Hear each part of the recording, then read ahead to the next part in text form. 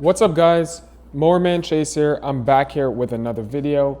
If you guys don't know who I am, I have a lawn care landscape company and we do over $60,000 a month in monthly recurring revenue. And our goal is to hit $1 million a year run rate in the next 4 to 6 months and then scale 2 more locations fully funded to the same rate by the end of next year. So in today's video, what I actually want to talk about is, as you guys know, right now I'm recording this video. This video is uploaded the same day. Every time I record videos here, I upload them same day. It's October 9th right now, right? So as you guys know, the season's coming to an end. We're not going to be mowing as much. Even in Florida, we're going bi-weekly starting next month, right? So probably in a lot of states, you guys are already seeing the decline on maintenance. And what I realize is that there's a lot of people who want to stay strictly just maintenance. They don't like extra services. They don't want to do anything else. And they want to literally only mow grass.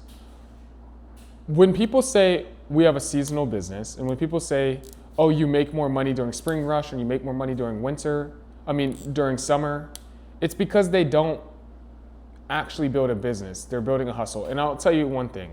If you build your business in that way, if you build a business not wanting to do extra services, not wanting to work year round, it's going to be hard to scale a business. Why? Because it's going to be hard to hire people who are going to get fired every single winter because you don't want to do anything, right? So our goal and what we do at Lawn Domination, what we do at all of our locations and the people we're helping in the GGC, we try to make every single area, and I don't mean just where I am in Florida, I mean everywhere in the US. We try to make it year round so you can keep and retain employees year round.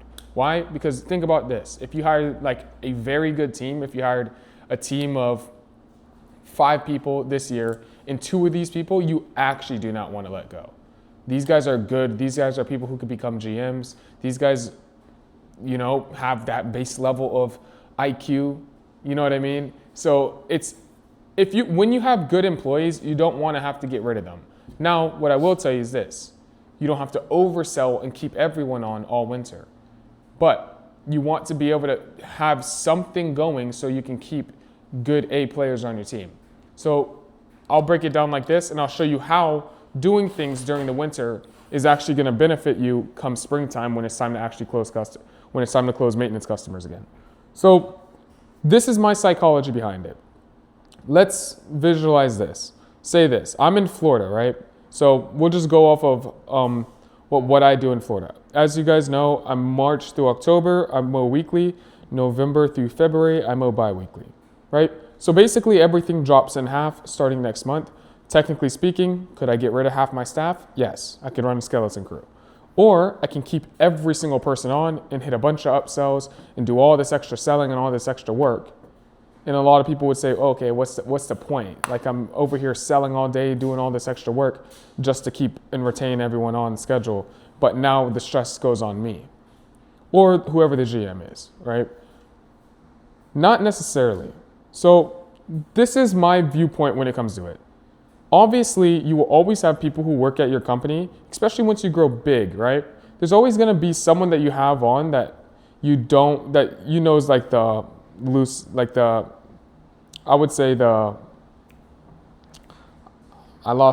don't know the word for it, but the lagger, right? You have someone in your company that's going to be the lagger, who's going to be the dead weight, right? That technically everyone is better than this guy. These are the only people you're going to want to get rid of during winter. Every single other person you're going to want to keep on. And listen to this. Instead of me dropping a skeleton crew, let me give you an example of what I'm doing. I'm not dropping anything. Mind you, we do scale during winter as well, but we drop down to 50% work, and what are we going to do through the other 50% of our time if I'm going to still pay everyone, and I pay everyone the same rate. So I don't pay them 50% of the money. I pay them the same rate. Why? Because I hit a bunch of upsells, and I'll tell you how these upsells benefit you. These upsells, they're going to hit all winter, and this could vary place to place. So like if you're in an area where there's snow, you should be doing snow. If you're in an area like Florida where there's not much leaves, but there's a lot of like mulching properties during wintertime getting close to Christmas, you do a bunch of mulch during winter. In Florida, sod is good during winter because Florida never technically gets that cold. but then it's a better time to do sod because it's not as hot. So the grass can't burn, pretty much. So it just depends on what service you do and what extra service you want to pick. I would choose 1 to 3 extra services per maintenance company, like per location that you're gonna do, right? Us at Grow, what do? We do mulch, we do sod, and we do cleanups, right? We'll do like big cleanups and everything, and we do mulch, like just mulching all the beds in the house, and that's it. And then we also just do sod, right? These are our upsells. During the season, do we do these? No, I try not to upsell anything. Only things that upsell are small jobs for extra opportunities for the guys. And these are upsells from the customers that we automate through.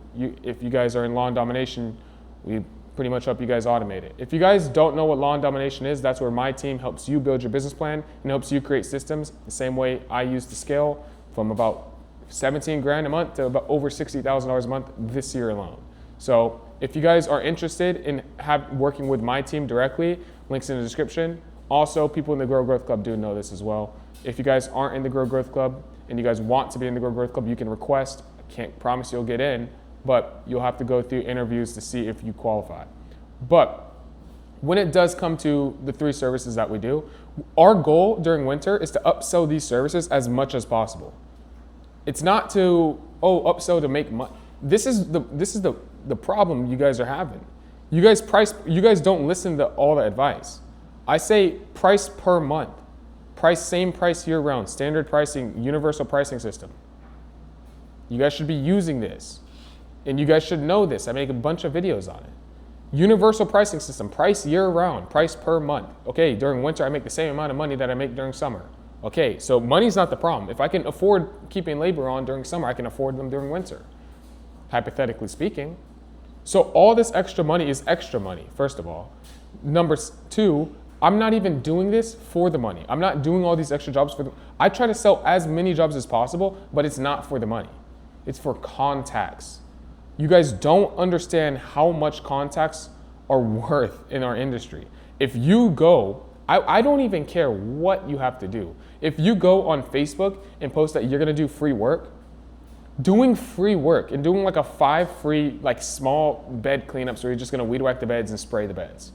Doing that 5 times a day, but collecting information would be probably better than 99% of you guys' marketing. Like genuinely being honest. Having the contacts in your CRM. If you guys don't have contacts in your CRM, you guys probably don't have money. I'm gonna just keep it real. It's highly unlikely that you guys are cooking in this industry without contacts, without a CRM, without making sure you're collecting data 24/7. That's why we set up AIs to collect that data so you don't have to physically do it yourself. Because I'm not gonna lie, is it tedious? Yes. But if you guys want to come up, you guys need to have these contacts. Because what you're gonna do over winter, upsell all these jobs, do all this extra work, try to have the best, try to actually provide a good service, right? You're gonna really go hard and try to go above and beyond on every single one of these mini jobs to provide a better service. Why? Number 1, so you can collect a review. Number 2, because you're gonna try to upsell these people on maintenance.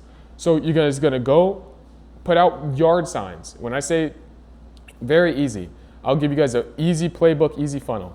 Put out yard signs. That's gonna be your initial marketing method, right? Say you're doing mulch. Put out mulch yard signs, need mulch yard signs. Put these all around your area. Make sure your logo's on the damn mulch sign, okay? All around your area. When you do get calls, because you will, from these mulch signs, what you're gonna do is when you are at the property, you're gonna have the sign installed into the yard when you're at the property. You're gonna remove it when you leave, but while you're working, you're gonna have it there. Once you close jobs, every single job that you close, the rolling 5 to 10 houses, you're gonna door knock. Warm door knock script. What are you gonna say to these guys? You're gonna walk up to these houses and say, hey, my name's Chase from Grow. We're doing a mulch project over here. I just wanna make sure that if we're in your way at any point in time, just let me know. I can move any trucks, I can move any equipment. I just wanna make sure I'm not in your way and it doesn't feel like a pester if you had to say anything. Bam, you're coming off nice, courteous, then you hit them with the, hey, but if you also do need your mulch, since we're already here, we could technically get you a discount. Just let me know. Here's a business card. Bam. That's all you have to do. People try to sell too hard. You don't have to sell that hard if you're already doing the work, right? Coming off courteous like that already lowers their guard. Then you give them a soft pitch, because you don't want to do hard door knocking when you're at the job right next to their, like you're literally right there. You don't want to do hard door knocking, have some person pissed while you're literally working right there. So just soft pitch the rolling 5 to 10 houses. That's all you have to do. When you soft pitch these 5 to 10 houses, every time someone texts you, or if someone walks up, or if someone wants to do an extra job, you have to collect their information.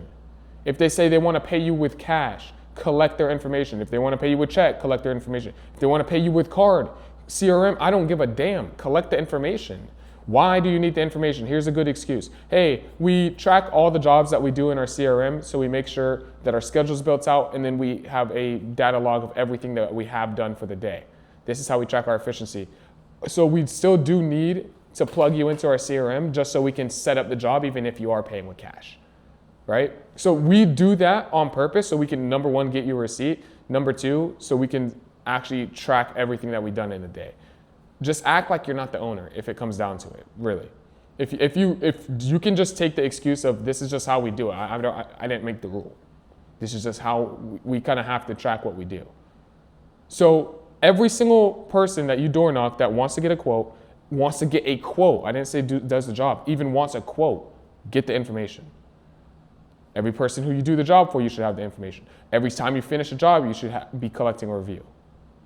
And I don't mean collect a review, send a text. Call their ass or ask them in person. Make it pressure. When you're collecting reviews, you'll send out to 100 clients collecting reviews, you'll get like 5 reviews. Call 100 clients to collect reviews, you got like 40 reviews. Very big difference. So 100%, that's an easy funnel to just start doing this extra jobs. Why are you collecting all this information? Because when it comes springtime, anyone who's not already signed up on schedule, who's in your CRM, you're gonna go through, and now you actually have a cold call list.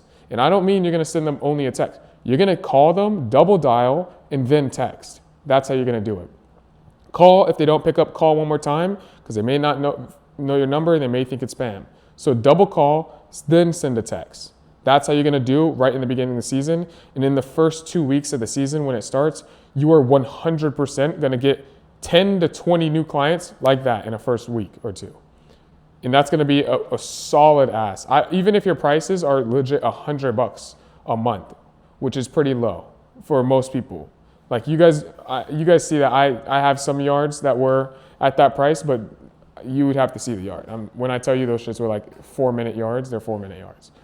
But even if your minimum is $100 a month, you grew your business by $1,000 or $2,000 a month in the first 1 to 2 weeks starting season. Why? Because you upsold some services during winter, you collected reviews, and then you actually put some effort in to collect contacts. Do those 3 things, and then I guarantee you this next season, you'll start the ball rolling. And then start implementing the systems for onboarding and everything. Like I talk about, like we do in London and like we do in the Grow Growth Club. If you guys are in the Grow Growth Club, you guys know what I'm talking about. But I'll see you guys later. Peace.